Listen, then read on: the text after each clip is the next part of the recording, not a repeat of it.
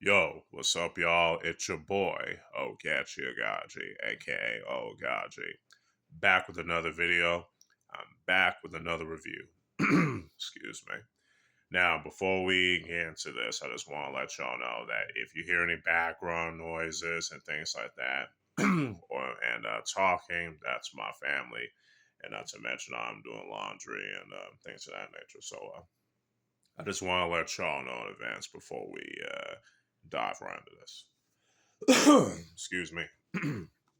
Today, I'm going to review Return of Ultraman. Yep, that's right. Now, some of y'all might already know that I made a Oaghaji impressions video on this series. And now I'm going to do a full review. So, without further ado, let's begin. And I'm going to read the synopsis in the back of this Blu ray. Following years of relative peace, mankind is once again under attack by giant monsters. A new Ultra Hero, Ultraman Jack, arrives from Nebula M78 to combat this threat. After merging his life, with that of Hideki Go, a young race car driver killed while rescuing a boy and a puppy from a rampaging monster. Ultraman Jack battles alongside the terrestrial defense team known as Monster Attack Team, aka MAT, to protect the Earth. Now, right off the bat, I definitely enjoyed this show. I'm not gonna hold y'all. I also like the character Hideki Go. He's different from his predecessors, Shin Hayata and Dan Moroboshi.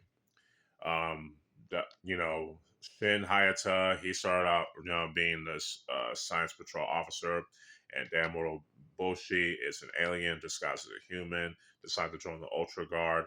This time around, Hideki Go is, has hobbies and stuff outside of that.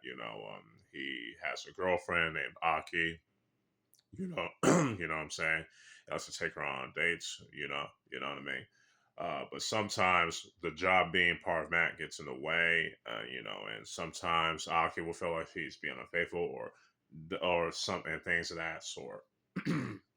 But and the aliens, and the episodes will take advantage of that, and especially with tragic results. I don't want to get into that too much because spoilers.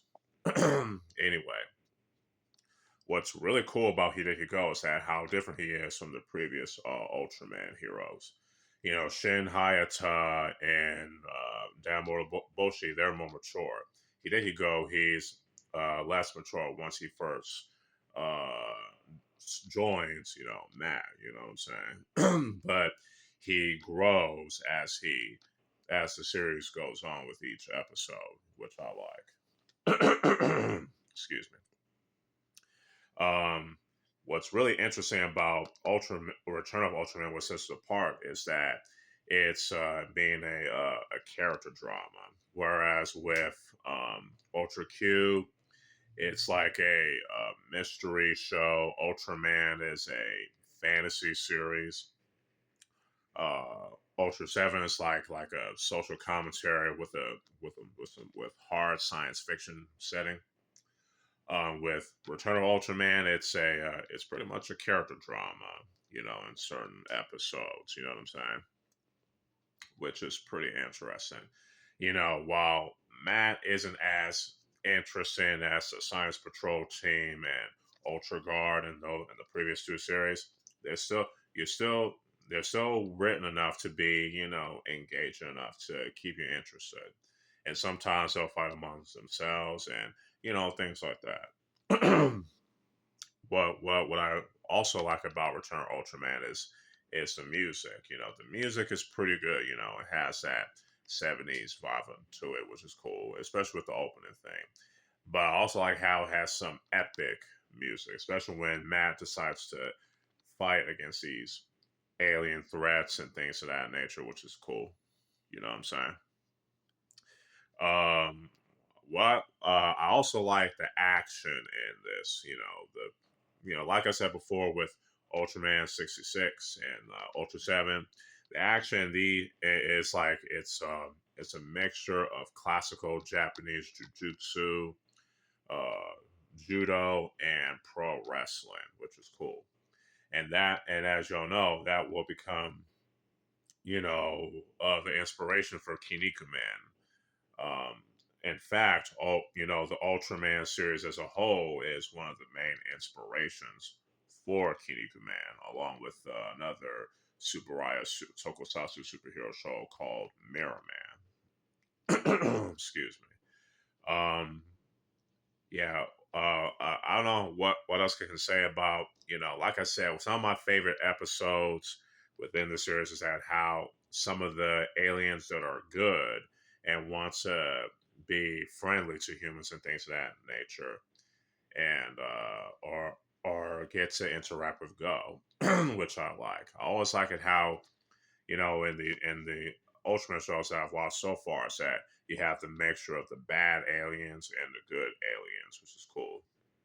What I find nice about this series, along with the previous Ultra shows, it does a good job with having social commentary and messaging, but without it, it was able to do all that without being preachy and hit you over the head, whatever message that it tries to get across. Same thing with the previous two Ultra series. They do have that social commentary as well, but they're not preachy and ham fisted, which is good. You know what I'm saying? Especially when it comes when you have the aliens that are good and want to interact and want to coexist with Earthlings. You know what I'm saying? Which is cool. Overall, Return of Ultraman is a great third entry into the Ultraman series and Ultra series as a whole. Now, this was definitely made at a time where Subaraya Productions was in trouble, and they need a successful show, especially after their previous non-ultra shows weren't successful. But this right here definitely helped Subaraya on the long run. This, along with the first Kamen Rider series back in 1971, revived the interest in tokusatsu shows, which was awesome, especially tokusatsu superhero shows. So for me, I definitely recommend y'all watching Return of Ultraman. This particular entry into the Ultraman series gets a 4.5 out of 5. Hopefully, y'all enjoy this review. I definitely enjoyed doing it, especially since I've wanted to talk about some more Ultraman. You know what I'm saying? And once I buy more Ultraman series on Blu-ray and whatnot, I'm definitely going to talk about them in the future. So y'all can stay tuned for that. And y'all, and as y'all know, you can stay tuned for more videos on the long as along the lines. And if you like this video, you can like it, share it, all that good stuff. So yeah, with all that being said, this is your boy Oaghaji, aka Oaghaji, signing out. Peace.